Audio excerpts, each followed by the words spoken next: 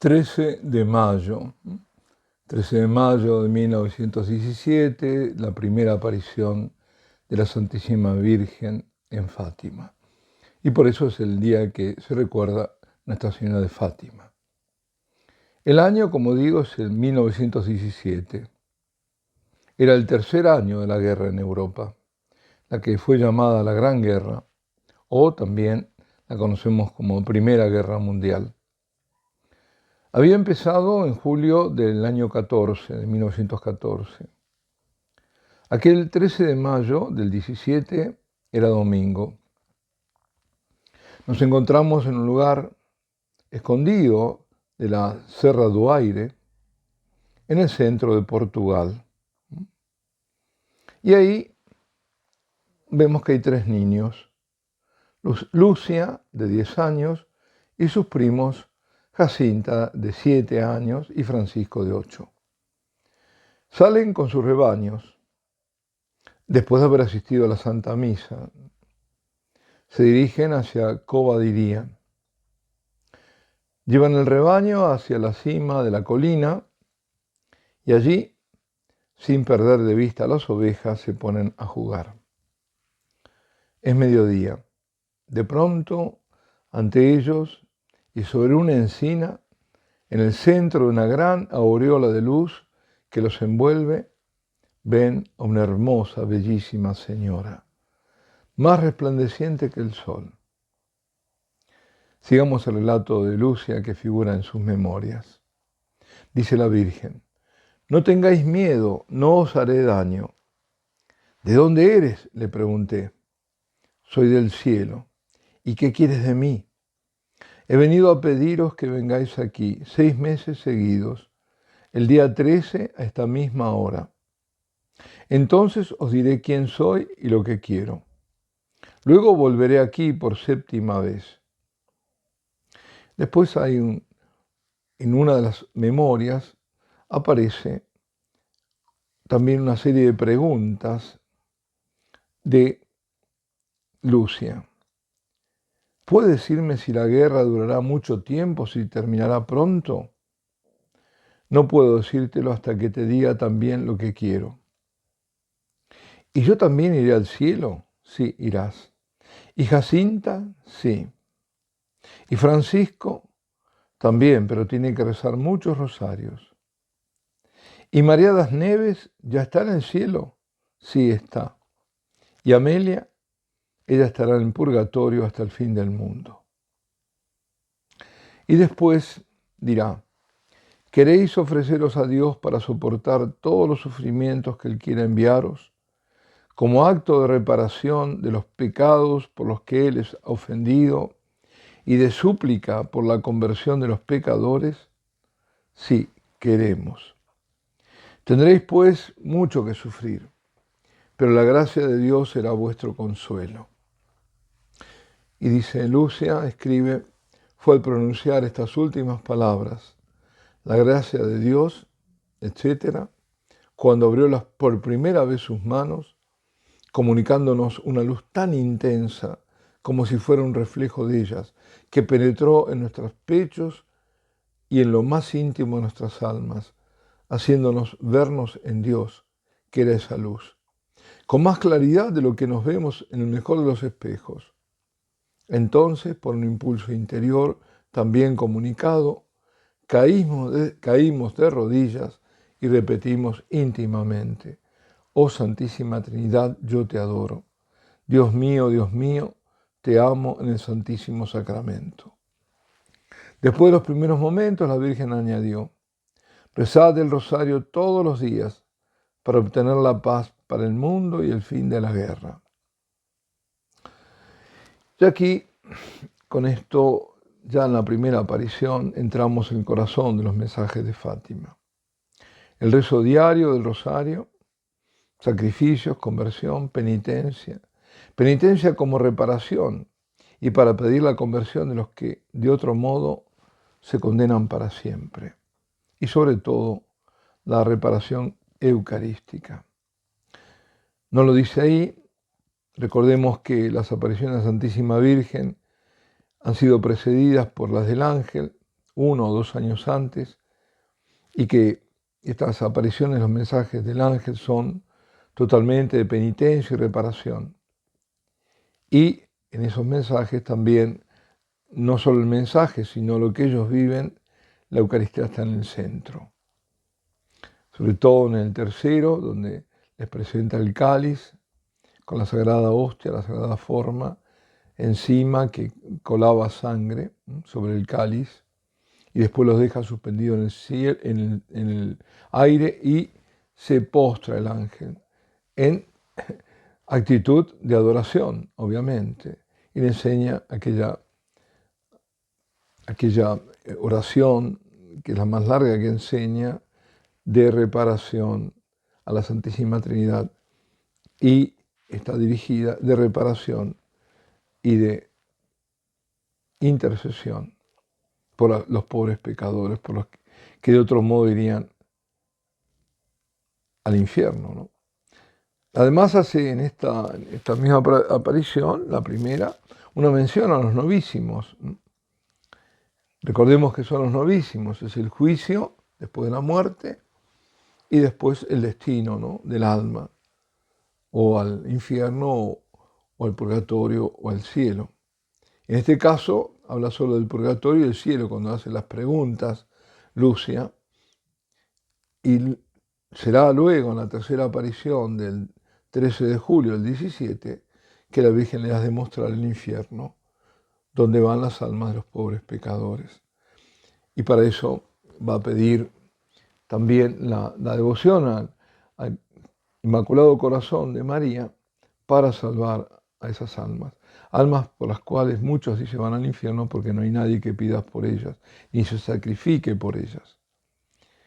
Demostró la importancia de la penitencia. Queréis ofrecer sacrificios.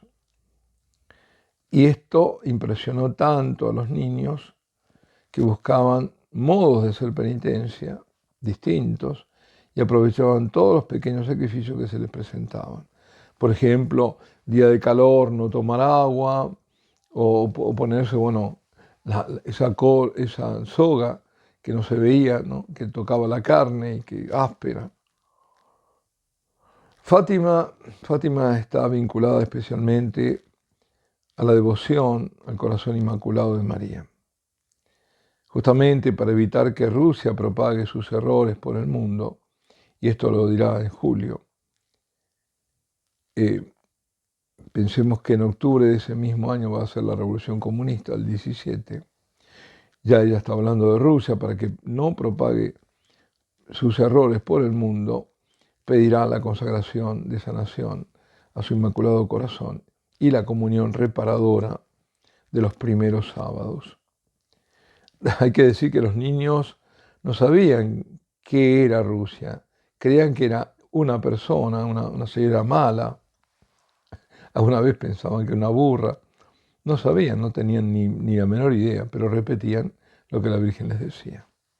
Y será recién en la última aparición de octubre que se da a conocer como Nuestra Señora del Rosario, y pedirá que se levante una capilla en su honor.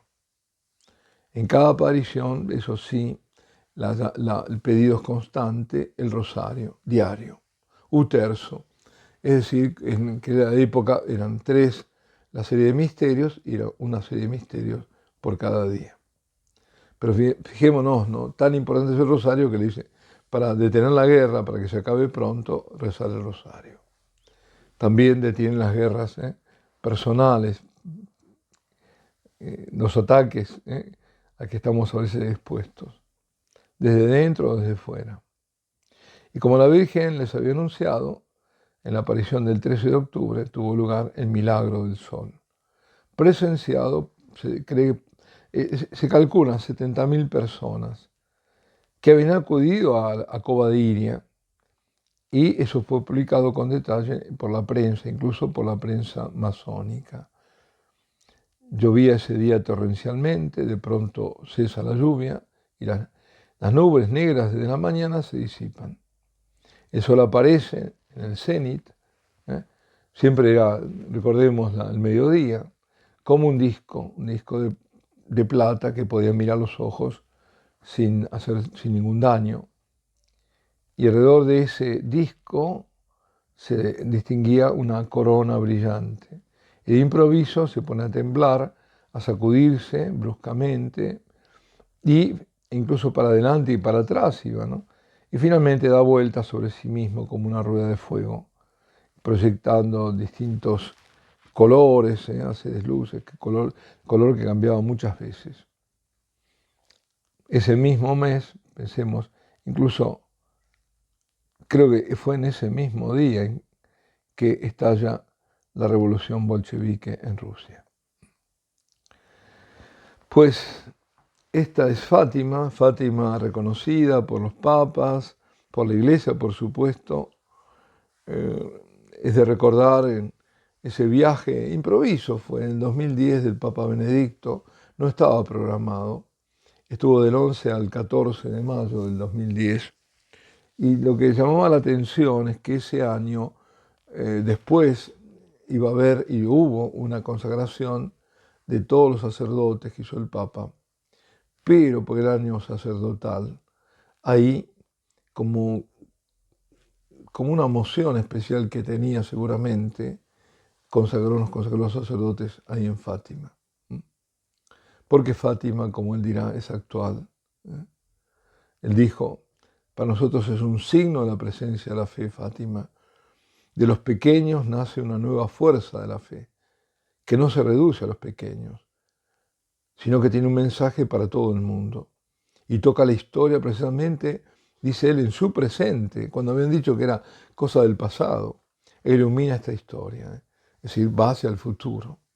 Solo, dice, en el curso de la historia podemos ver toda la hondura que estaba presente en la visión de personas concretas.